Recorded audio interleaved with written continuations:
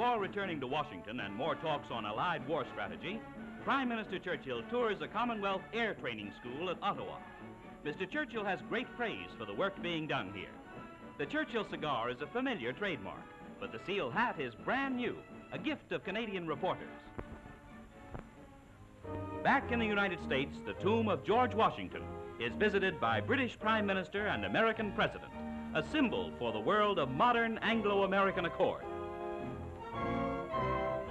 For Winston Churchill, whose mother was American, there is solemn, deep significance in visiting this hallowed ground.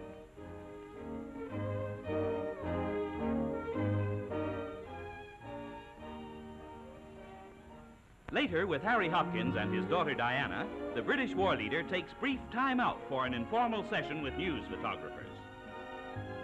They snap pictures of Churchill wearing a siren suit, specially designed for use in air raids. It is this ability to relax, even in the midst of most critical days, that is held responsible for the Prime Minister's almost tireless energy. The picture making over, it's back to more important tasks, but the popular visitor from overseas has already won his spurs with the American press.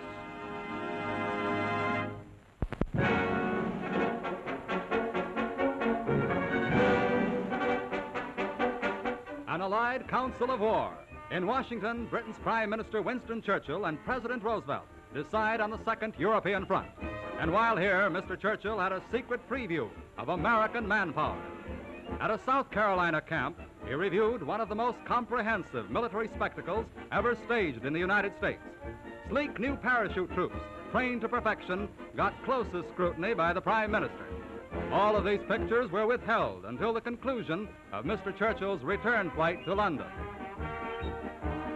War Secretary Stimson also reviews the display.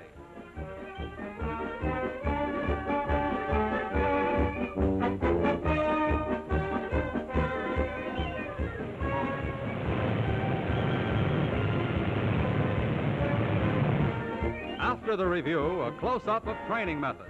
The spry 68-year-old Churchill congratulates the trainees and urges steadfastness in the tremendous task ahead.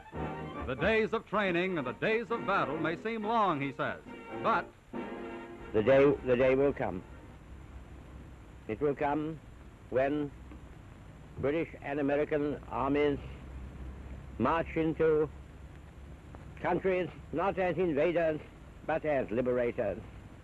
It will also open the world to larger freedoms and broader securities for life, liberty, and the pursuit of happiness, as the grand words of the Declaration of Independence. Then, paratroops in action.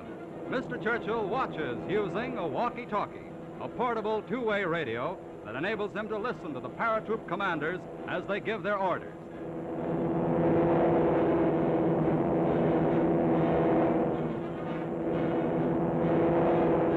American paratroops not by the score, but by the hundred. Paratroops filling the South Carolina skies. And soon American paratroops filling the skies somewhere in Europe, blackening the skies against Hitler.